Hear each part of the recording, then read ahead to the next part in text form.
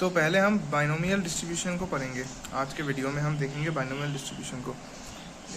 इस सीरीज़ में हम बाइनोमियल, उसके बाद पॉइजन, उसके बाद जो गॉसियन डिस्ट्रीब्यूशन है, नॉर्मल डिस्ट्रीब्यूशन होता है वो, फिर आपका एक्सपोनेंशियल डिस्ट्रीब्यूशन हो गया, उसके बाद यूनिफॉर्म, ये सारे डिस्ट्रीब्यूशन के बारे में बताएंगे। तो सबसे पहले हमारा टॉपिक जो आता है वो है बाइनोमियल डिस्ट्रीब्यूशन। तो बाइनोमियल डिस्ट्रीब्यूशन का कहानी क्या है? कोई भी ऐसा एक्सपेरिमेंट, मतलब बाइनोमियल का हम यूज़ कब करते हैं?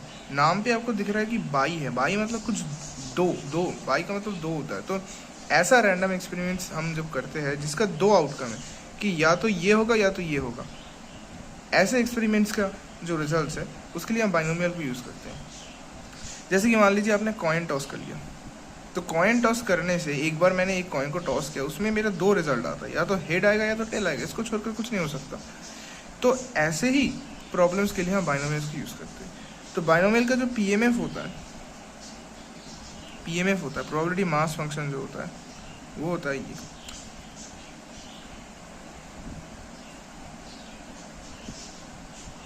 यहाँ पर जो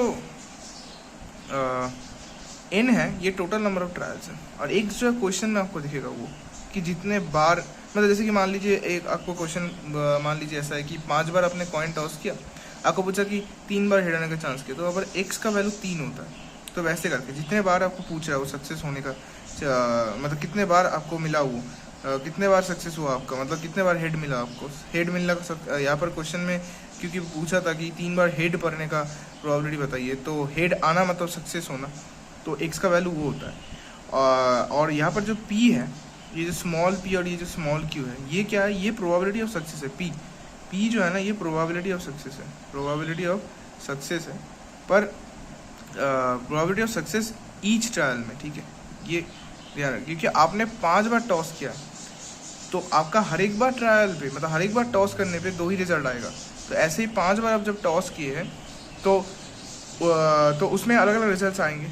तो एक बार टॉस करने में जो आपका हेड आने का प्रोबेबिलिटी है, अगर क्वेश्चन में हेड पूछ रहा है तो वो होगा p, क्योंकि जो पूछ रहा है वो अगर आया तो सक्सेस मिला ना, तो प्रोबेबिलिटी ऑफ सक्सेस ही। और q ठीक ऑपोजिट, q उसका ठीक ऑपोजिट जो होगा, मतलब प्रोबेबिलिटी ऑफ फेलियर है ईच ट्रायल में, ठीक है, ध्यान रखना ईच ट्रायल में।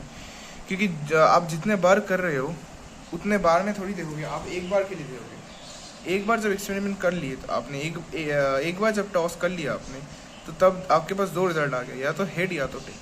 तो वहाँ पर प्रोबेबिलिटी ऑफ हेड है हाफ। अगर मान लीजिए आपको यही क्वेश्चन पूछा है तो आप बोलेंगे कि प्रोबेबिलिटी ऑफ हेड है हाफ, जो यहाँ पर p का काम करेगा, और q जो है प्रोबेबिलिटी ऑफ टेल आना, मतलब हेड ना आना। तो ये होता है पीएमएफ आपका, प्रोबेबिलिटी मास फंक्शन। एक क्वेश्चन के तरीके से मैं आपको समझा दिया कि कैसे आपको डालना है यहाँ पर नंबर। जैसे कि यही वाला क्वेश्चन, यहाँ पर n का वैल्यू आपका 5 है, क्योंकि n है टोटल नंबर ऑफ ट्रायल, मतलब कितने बार आप वही एक्सपेरिमेंट किए, ठीक है, कितने बार टॉस किया आपने 5 बार टॉस किए, 6 बार टॉस किए, या 10 बार टॉस किए, तो कितने बार किए वो होता है n। यहाँ पर n का वैल्यू ये होगा। अगर ये क्वेश्चन पूछा होता, मान लीजिए ऐसे पूछ दिया, आपसे पूछ लिया कि 5 बार अपने कॉइन टॉस कर लिए, तो बताइए कि 3 बार टेल आने का प्रोबेबिलिटी क्या है, या 4 बार हेड आने का प्रोबेबिलिटी, कुछ भी ऐसे पूछ सकते हैं, तभी बाइनोमियल थ्योरम लगाया जाता है। तो ये तो पीएमएफ हो गया। अब कोई भी डिस्ट्रीब्यूशन जब हम पढ़ेंगे इस सीरीज़ में, तो हमें उसका 3 चीज़ बहुत अच्छी तरीके से पता होना चाहिए, मीन, वेरिएंस और ये। तो ये जो मीन है, मीन बाइनोमियल डिस्ट्रीब्यूशंस के लिए मीन होता है n टाइम्स p। n जो टोटल नंबर ऑफ ट्रायल, और p है probability of success in each trial. और वेरिएंस जो होता है वो होता है आपका npq। और मोमेंट जेनरेटिंग फंक्शन जो होता है वो होता है आपका p⁻t + q whole to the power n। अब यहाँ पर हम इन तीनों का प्रूफ भी देखेंगे कि कैसे आता है। तो हम प्रूफ भी देख लेंगे कि हमें थ्योरी से बताया कि मीन का जो डेफिनेशन होता है वो एक्सपेक्टेशन ऑफ x होता है। x अगर रैंडम आपका रैंडम वेरिएबल है, तो क्योंकि ये डिस्क्रीट है, binomial distribution discrete random variable के लिए, तो यहाँ पर हम इसको लिखेंगे x टाइम्स पीएमएफ। तो ये समेशन यहाँ पर x टाइम्स पीएमएफ मेरा ये था,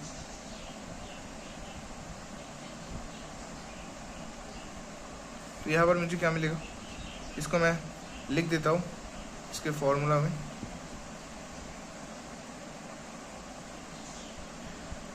अब मैं काम करता हूँ वो है कि n को ना, n फैक्टोरियल को ना n into n minus one factorial लिखता हूँ, सेम है। और नीचे x को भी मैं x into x minus one factorial लिखता हूँ। और n माइनस एक्स को n माइनस वन और x माइनस वन के फॉर्म में अगर लिखना चाहूँ तो ये लिखूंगा ना। और p में से एक p बाहर करता हूँ तो p to the power x minus one रहता है। और q जो है उसको भी मैं ऐसे लिख देता हूँ, ठीक जैसे नीचे लिखा हो वैसे लिख दिया, हो गया। ये x को मैं एलिमिनेट कर दिया। अच्छा एक और काम करते हैं, इसको इसको एक और काम करते हैं, वो है n को बाहर ले लेते हैं, n और p, क्योंकि इन दोनों को समेशन से कोई लेने देना नहीं है इन दोनों का, तो इसको बाहर रखते हैं। और मेरे पास अंदर जो रहा, देखिए n minus one factorial by x minus one factorial into n minus one minus x minus one, इसका होल फैक्टोरियल, ये यही तो है। और यहाँ पर बचा ये, और यहाँ पर बचा n minus one minus x minus one, यही तो है ये। तो ये चीज़ जो यहाँ पर लिखा हुआ है, ये समेशन, ये जो वैल्यू है, ये टोटल वैल्यू, ये आपको देगा p plus q whole to the power n minus one. ये फार्मूला आपको पता होना चाहिए कि ऐसे फॉर्म पे कोई रहे तो वो, जैसे कि मान लीजिए x का वैल्यू 0 से ऐसे शुरू होता है, इन अप टू इन्फिनिटी जा सकता है। तो ये अगर a to the power x और b टू दी पावर, तो ये जो फार्मूला है इसका, ये फार्मूला है कि ये इक्वल टू ये होता है a plus b whole to the power n। तो वही है, बस n की जगह n माइनस वन है, तो p plus q whole to the power n minus. अब p प्लस क्यू क्या है? अच्छा यहाँ पर मैं एक चीज़ बोलना भूल गया कि ये जो p था और ये जो q था, वैसे भी ये आपको मतलब नॉर्मल सेंस से आपको पता चल जाना चाहिए कि p अगर प्रोबेबिलिटी ऑफ सक्सेस है और q अगर प्रोबेबिलिटी ऑफ फेलियर है, तो ये एक दूसरे का कॉम्प्लीमेंट नहीं है। सक्सेस होगा तो फेलियर नहीं होगा, फेलियर होगा तो सक्सेस नहीं होगा। तो इन दोनों का अगर एक दूसरे का कॉम्प्लीमेंट है तो दोनों एक कोई भी प्रोबेबिलिटी और उसका कॉम्प्लीमेंट का एडिशन क्या होगा, वन ही होगा ना, यही तो टोटल स्पेस होगा ना। तो बेसिकली ये वन होता है, तो अगर वो वन होता है ये वन है, अगर ये वन है तो आ गया मीन का वैल्यू, आ गया मीन का वैल्यू मुझे मिल गया, प्रूफ हो गया मीन का वैल्यू। अच्छा अब आपके पास आता है वेरिएंस। तो वेरिएंस के लिए आपको पता है कि वेरिएंस के लिए आपको निकालना होता है एक्सपेक्टेशन ऑफ एक्स स्क्वायर और उसको माइनस करना होता है मीन से। अच्छा ये आता कहाँ से, ये बस थोड़ा बता रहा हूँ, बाद में वैसे जब हम अलग से वेरिएंस देखेंगे तब बता देंगे कि वेरिएंस का डेफिनेशन ये नहीं होता है। इसका डेफिनेशन होता है कि ये यहाँ से आता है ये चीज़, ठीक है, यहाँ से डिराइव होता है। मतलब बेसिकली इसका मतलब है कि मीन से सारे पॉइंट्स का जो दूरी है उसका स्क्वायर करो, उसका एक्सपेक्टेशन वैल्यू लो, वो वेरिएंस होता है। इसको अगर आप तोड़ दोगे अंदर और फिर थोड़ा मतलब एल्जेब्रा करोगे अंदर एक्सपेक्टेशन का, तो आपको ये मिल जाएगा, वहाँ से यह आता है, यहाँ से यह आता है। तो इसलिए हम वेरिएंस को ऐसे लिखते हैं। ये तो मीन है, आपका म्यू है ये, तो मीन तो हमें पता है, तो हमें निकालना ही ये। पर इसको हम मतलब डायरेक्टली नहीं निकालेंगे, क्योंकि यहाँ पर डायरेक्टली निकालने के चक्कर में थोड़ा प्रॉब्लम हो सकता है इंटीग्रेशन में। तो थोड़ा ईजी करने के लिए हम ये निकाल लेंगे। तो ये हो जाएगा आपका पी एम ए, डेफिनेशन से पता है हमें। तो x into x minus one, P M F को हम लिख रहे हैं। एन सी एक्स को मैं सीधा लिख रहा हूँ ऐसे, और यहाँ पर मुझे ये मिल रहा है, ये मेरा कहानी है। और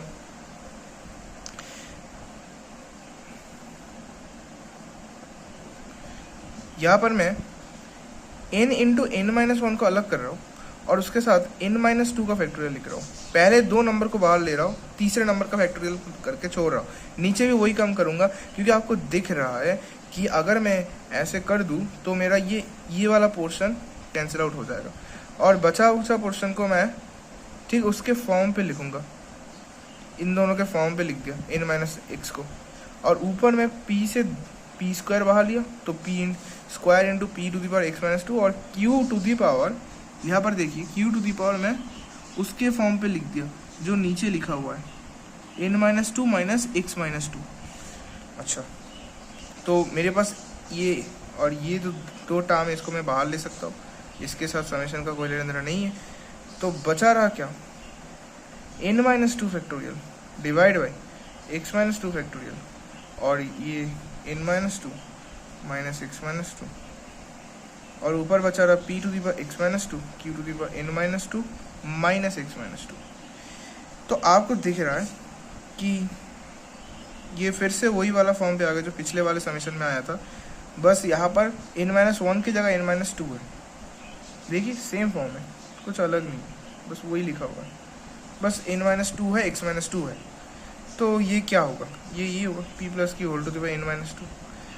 तो ये तो फिर से 1 है, तो ये हो गया, अच्छा सॉरी यहाँ पर ना एक मिस्टेक हो गया, यहाँ पर n इंटू n-1, वो n-1 लिखना भूल गया मैं, यहाँ पर n-1 भी है, मैं वही सोच रहा हूँ, n-1 लिखने भूल गया था मैं। तो ये है n into n-1 p square, और ये तो 1 है, तो ये आया, ये क्या आया, ये जो वैल्यू है ये मेरा ये आया था जिससे मैं शुरुआत किया था, ये तो ये आया n square p square minus N P square. तो आपको पता ही होगा, ऐसे आप तोड़ सकते हो एक्सपेक्टेशन में। तो ई ऑफ एक्स स्क्वायर मुझे यहाँ से मिल जाएगा, तो मैं ई ऑफ एक्स स्क्वायर निकालूंगा, इसका वैल्यू मेरे लिए आएगा n square P square minus N P square, और ये प्लस मीन उधर जाएगा तो प्लस मीन हो जाएगा, मीन तो एन पी हमें ऑलरेडी पता है। तो अब तो वेरिएंस निकालिए, अब वेरिएंस निकालने में की है, वेरिएंस तो आपके लिए इजी बन गया। तो ये आपके लिए है n square P square minus N P square plus N P, और minus mean square, mean N P है तो एन स्क्वायर पी स्क्वायर, तो ये एलिमिनेट हो गया। और आपके पास बचा रहा n p minus N P square. N p minus N P square से अगर एन पी का कॉमन ले लीजिए तो आपके पास बचा रहा 1 माइनस पी। 1 माइनस पी क्या है, पी प्लस क्यू 1 है ना, तो 1 माइनस पी क्या है, क्यू है, तो एन पी क्यू। तो आपको दिख गया कि ये भी प्रूफ हो गया वेरिएंस। अब आता है मोमेंट जनरेटिंग फंक्शन। तो मोमेंट जनरेटिंग फंक्शन क्या करता है, मोमेंट जनरेटिंग फंक्शन मोमेंट को जनरेट करता है, ठीक है, इसीलिए तो नाम है मोमेंट जनरेटिंग फंक्शन।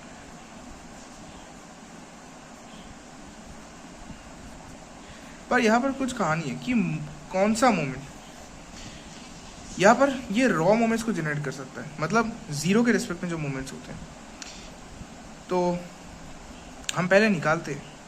अच्छा, डेफिनेशन क्या, डेफिनेशन ये है कि E to the power T x का जो एक्सपेक्टेशन होता है, जहाँ पर एक्स होता है रैंडम वेरिएबल, टी होता है एक पैरामीटर, ये इसका जो एक्सपेक्टेशन वैल्यू होता है वो आपका मोमेंट जनरेटिंग फंक्शन होता है।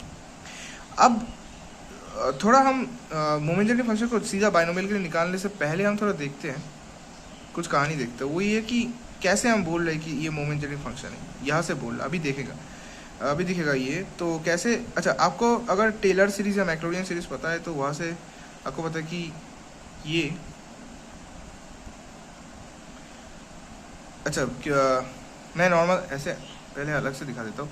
ये फॉर्मूला है आपका,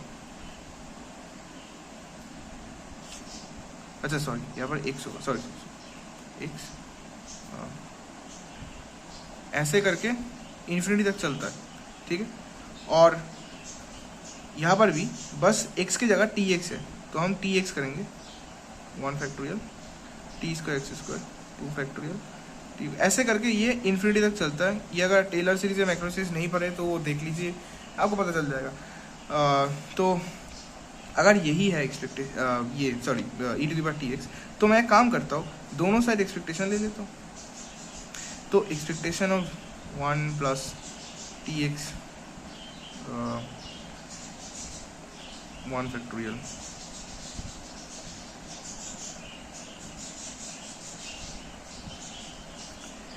अब हमें पता है, ये तो मोमेंट जनरेटिंग फंक्शन हो गया मेरा। अब हमें पता है कि इसको मैं क्योंकि आपका एक्सपेक्टेशन जो होता है उसका एल्जेब्रा कुछ ऐसा होता है कि अगर मान लीजिए ऐसे दो रैंडम वेरिएबल्स हो तो आपको ऐसे तोड़ सकते हैं इसको, इसलिए इसको भी आप तोड़ सकते थे। ई ऑफ 1, ई ऑफ कांस्टेंट, कोई भी कांस्टेंट नंबर का एक्सपेक्टेशन कांस्टेंट होता है, क्योंकि इसका मतलब क्या है, एवरेज निकालना। तो कोई कांस्टेंट नंबर का एवरेज क्या होगा, वही होगा ना। मान लीजिए मैंने कोई कांस्टेंट नंबर मान लीजिए एस चूज़ किया और मैंने बोला कि मैं एस को ना n टाइम्स लिख दिया, इसका क्या एवरेज होगा, क्या एवरेज होगा, इसको मैं n टाइम्स अगर ऐड करूँ और फिर मैं उसको डिवाइड करूँ n से, तो मुझे मिलेगा क्या, ये। तो यही तो उसका एक्सपेक्टेशन हुआ ना, एवरेज ही तो एक्सपेक्टेशन वैल्यू होता है। तो कोई मतलब नहीं बनता है एक्सपेक्टेशन लिखने का एवरेज का, क्योंकि कांस्टेंट मतलब वो, आप ग्राफ भी देख लीजिए कि ये कांस्टेंट वैल्यू मतलब ऐसा जा रहा है, तो इसका एवरेज क्या होगा, वही वैल्यू होगा ना। तो इसीलिए expectation of this value is this value, वही वैल्यू होता है। तो एक्सपेक्टेशन ऑफ 1, मेरा बोलने का मतलब यही था कि एक्सपेक्टेशन 1 यहाँ पर लिखने का मतलब नहीं, तो सीधा मैं 1 लिखता हूँ। प्लस मेरे पास ये t जो है ना, t एक पैरामीटर है, तो t को मैं बाहर रख देता हूँ और मेरे पास है expectation of x divide by 1 factorial. तो ऐसे ही करके अगर मैं दूसरे वाले को देखूँ तो मेरे पास ऐसा बचा, फिर ऐसा बचा, और ये करते करते ये चलता रहेगा इन्फिनिटी तक, ये इन्फिनिटी तक चलता रहेगा, ठीक है। तो अगर ऐसा ही है ये फॉर्मेट कि t पैरामीटर है, इसलिए t को मैं बाहर रखा, एक्सपेक्टेशन ऑफ t वो भी t होगा क्योंकि t पैरामीटर है। और अब देखिए अब कि कैसे हम बोल रहे हैं कि ये जीरो के रिस्पेक्ट में मोमेंट जनरेट करेगा। अब जीरो के रिस्पेक्ट में मोमेंट होता क्या, जीरो के रिस्पेक्ट में मोमेंट को हम ऐसे डिनोट करते हैं, ये अगर r है मतलब आर्थ मोमेंट है, आर्थ मोमेंट है, ये आर्थ मोमेंट अबाउट ऑरिजिन, क्योंकि जीरो मतलब ऑरिजिन है, इसको हम रॉ मोमेंट भी कहते हैं, इसका दूसरा नाम है रॉ मोमेंट, ये भी है। तो इसका म्यू से डिनोट किया जाता है मोमेंट को। तो ये इक्वल टू होता है डेफिनेशन जो है x टू द पावर, ये होता है आपका डेफिनेशन। अब ऐसे अगर मैं फर्स्ट मोमेंट को देखूं तो वो मेरा क्या होगा, ये अब x होगा, मतलब वो मेरा मीन होगा। ऐसे करके मैं अगर सेकेंड मोमेंट को देखूं तो वो मेरा ये अब एक्स स्क्वायर होगा। तो ऐसे करके अगर मैं थर्ड मोमेंट को देखूं तो वो मेरा e of x to the power 3 होगा। तो ऐसे करके चलता रहेगा। तो मेरा जो कहानी था वो है कि ये तो मुझे मिल गया कि हाँ ये अपना मोमेंट्स है कि जीरो के रिस्पेक्ट में, ओरिजिन के रिस्पेक्ट में रॉ मोमेंट्स है, first raw moment, second raw moment, third. अब मुझे दिखाना है कि ये इसलिए तो मोमेंट जनरेटिंग फंक्शन बोला जाता है ना, क्योंकि हमने तो बोले कि ओरिजिन के रिस्पेक्ट में ये जो मोमेंट्स है ये निकाल सकता है। तो कैसे, डिफ्रेंशिएट करके। आपको दिख रहा है इस पैटर्न में कि इसको अगर मैं एक बार डिफ्रेंशिएट करूँ तो ये वाला टर्म तो चला जाएगा, यहाँ से t चला जाएगा और मेरे पास एक्सपेक्टेशन ऑफ x बचा रहेगा जो फर्स्ट मोमेंट होगा। अगर मैं फर्स्ट टाइम डिफ्रेंशिएट करूँ इस फंक्शन को तो मुझे जो दिख रहा है यहाँ पर कि ये 0 हो जाएगा और यहाँ से t चला जाएगा और मेरे पास बचा रहेगा e of x by 1 factorial, by 1 factorial. 1 factorial 1 होता है, तो e ऑफ x मेरे पास रहा और प्लस इसके बाद जो ये जो टर्म्स है इसमें भी डिफरेंशिएट होगा। तो सेकेंड टाइम ये t का डिफरेंशिएट होगा तो 2t मिलेगा, expectation of x square divide by 2 factorial. फिर ये वाला टर्म अगर डिफरेंशिएट हुआ तो मुझे मिलेगा 3t square expectation of x cube divide by 3 factorial. तो ऐसे चलता रहेगा, डिफरेंशिएट होगा, मतलब आगे जितने सारे टर्म्स है उसमें t रहेगा। तो t को हटाना है ना, क्योंकि मुझे एक्सपेक्टेशन ऑफ x मिलना है, ढूंढना है। तो दिख रहा है कि अगर मैं t को 0 डाल दूँ तो मुझे एक्सपेक्टेशन ऑफ x मिलेगा, मतलब मुझे फर्स्ट मोमेंट मिलेगा, फर्स्ट रॉ मोमेंट मिलेगा। ऐसे ही करके अगर आपने 2 बार डिफरेंशिएट किया तो आपको दिख रहा है कि एट t इक्वल टू 0 2 बार डिफरेंशिएट करने से ये वाला टर्म भी गायब होगा और इसका पहले बार डिफरेंशिएट होने से 2 टाइम्स t होता है, दूसरे बार डिफरेंशिएट होने से ये t गायब हो जाएगा, t इंडिपेंडेंट टर्म हो जाएगा और 2 कट जाएगा यहाँ से और ये बचा रहेगा। और अगले वाले टर्म्स पे t इक्वल टू 0 डाल देंगे, इसीलिए वो बचेगा नहीं। तो मेरे पास बचा रहेगा e ऑफ x स्क्वायर, तो वो होगा सेकेंड रॉ मोमेंट। तो ऐसे ही करके अगर आप n टाइम्स इसका डेरिवेटिव करेंगे इस मोमेंट का तो आपको वो nth वाला जो रॉ मोमेंट है वो मिल जाएगा, इसलिए इसे मोमेंट जनरेटिंग फंक्शन बोलते हैं। ये कहानी है मोमेंट जनरेटिंग फंक्शन का। अब हम moment generating function of binomial distribution देखते हैं कि बाइनोमियल डिस्ट्रीब्यूशन का मोमेंट जनरेटिंग फंक्शन क्या होगा, मतलब निकालते हैं हम उसे। तो हमें डेफिनेशन से पता है कि ये होता है, तो हम e to the power tx की एक्सपेक्टेशन निकालेंगे, PMF डाल के प्रूफ कर रहे हैं हम और निकाल रहे हैं। तो e to the power tx और PMF है मेरे पास ncx, p to the power x, q to the power n minus x। तो यहाँ पर मैं एक सिंपल काम करूँगा, देखो e to the power t whole to the power x e to the t x का मतलब e to the t whole to the x, और यहाँ पर p टू द एक्स, तो मैं p और e टू द टी को एक साथ लिख रहा हूँ।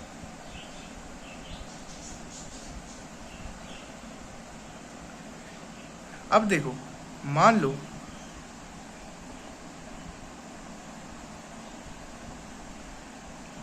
तो ये क्या a plus b whole to the n नहीं है, तो ये q b के जगह q है और a के जगह p e to the t है, तो ये बन जाएगा। तो हो गया प्रूफ कि ये मेरा मोमेंट जनरेटिंग फंक्शन है फॉर बाइनोमियल,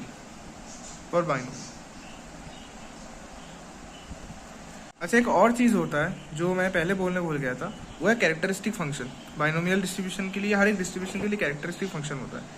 मान लो मैं उसको 5 से डिनोट करता हूँ,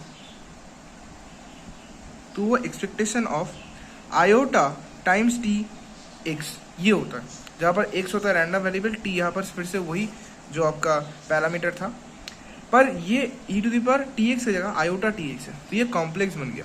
आयोटा है, आयोटा मतलब जो आयोटा अपने कॉम्प्लेक्स नंबर्स पे पड़े √1 - 1 वही वाला आयोटा। तो अब यहाँ पर देखिए कि अगर इसको मैं बाइनोमियल के लिए निकालूं तो थोड़ा दिमाग लगाएंगे, अभी पूरा नहीं सॉल्व करेंगे इसको, ठीक है। पूरा क्यों नहीं सॉल्व करेंगे, क्योंकि देखो मोमेंट जनरेटिंग फंक्शन के साथ इसका कुछ मतलब लेना देना, थोड़ा सेम दिखता है। नहीं, कहा गया ये रहा मोमेंट जनरेटिंग फंक्शन। तो ये E to the power T X जबरदस्ती पर एक आयोटा एक्स्ट्रा ऐड हुआ। तो मैं जब प्रूफ कर रहा था मोमेंट जनरेटिंग फंक्शन, तो तब मैं इसके जगह एक आयोटा रख दूंगा, यहाँ पर एक आयोटा रख दूंगा, यहाँ पर एक आयोटा रख दूंगा, यहाँ पर एक आयोटा रख दूंगा, तो सीधा हो गया। मतलब प्रोसेस सेम ही है, बस मैं क्यों नहीं किया, क्योंकि मैं ऑलरेडी कर चुका हूँ। तो यहाँ पर बस एक आयोटा आएगा, यहाँ पर आयोटा आएगा, तो यहाँ पर एक आयोटा आ जाएगा, यहाँ पर एक आयोटा आ जाएगा। तो मुझे दिख ही रहा है ऑलरेडी कि ये मेरा फंक्शन बनेगा कैरेक्टरिस्टिक फंक्शन। तो ये भी आपको पता होना चाहिए कैरेक्टरिस्टिक फंक्शन। तो ये बाइनोमियल डिस्ट्रीब्यूशन के सारे कहानी है कि बाइनोमियल डिस्ट्रीब्यूशंस के लिए आपको moment generating function, characteristic function, mean, variance, ये आपको पता चल गया। अब एक और बात वो है कि बाइनोमियल का एक कहानी याद रखिए, वो है ये जो टोटल नंबर ऑफ ट्रायल की बात हम कर रहे थे ना, कि टोटल नंबर ऑफ ट्रायल्स आपको 5 बार टॉस करने के लिए बोला, 6 बार टॉस करने के लिए बोला, 7 बार टॉस करने के लिए बोला, 10 बार टॉस करने के लिए बोला कोई कॉइन। मान लीजिए एक प्रॉब्लम में ये आपका टोटल नंबर ऑफ ट्रायल, ये तो ठीक है, इसके लिए आप बाइनोमियल यूज़ कर सकते हैं। पर यहीं पर अगर ये नंबर ऑफ ट्रायल्स बहुत बढ़ गया, मतलब वही कॉइन है पर आपको बोला जा रहा है कि आप ना 10,000 बार टॉस कीजिए, 1,00,000 बार टॉस कीजिए, ठीक है, इतने बार टॉस करने के लिए आपको बोला जा रहा है, तो तब ये बाइनोमियल से हम थोड़ा एक अप्रोक्सीमेशन करते हैं, वो होता है पॉइजन अप्रोक्सीमेशन, जो पॉइजन डिस्ट्रीब्यूशन बन जाएगा। तो इसके बाद हम देखेंगे यही कि जब इतने मतलब नंबर ऑफ ट्रायल्स बहुत बढ़ जाएंगे और जहाँ पर जो प्रोबेबिलिटी सक्सेस होगा वो बहुत छोटा होगा, जैसे कि इसके केस में देखिए ये हाफ है, मतलब 0.5 है, और जहाँ पर ये टोटल नंबर ऑफ ट्रायल्स है 10,000, कितना बड़ा है। तो ये जब n टेंस टू इन्फिनिटी और p टेंस टू 0 होता है, तब हम ये लिमिटिंग केस होता है, तब ये पॉइजन डिस्ट्रीब्यूशन यूज़ करते हैं। तो नेक्स्ट हम यही देखेंगे कि पॉइजन डिस्ट्रीब्यूशंस का जो मीन, वेरिएंस या उसके बारे में जो कहानी है ऐसे हम देखेंगे। और हाँ, इसके ऊपर क्वेश्चन आंसर्स थोड़ा बहुत हम देखेंगे, पर पहले डिस्ट्रीब्यूशंस को हम सारे के सारे जितने सारे डिस्ट्रीब्यूशन से कर लेंगे, उसके बाद क्वेश्चन आंसर्स में जाएंगे। थैंक यू, और लाइक करने मत भूलें, सब्सक्राइब कीजिए, शेयर भी कर दीजिए।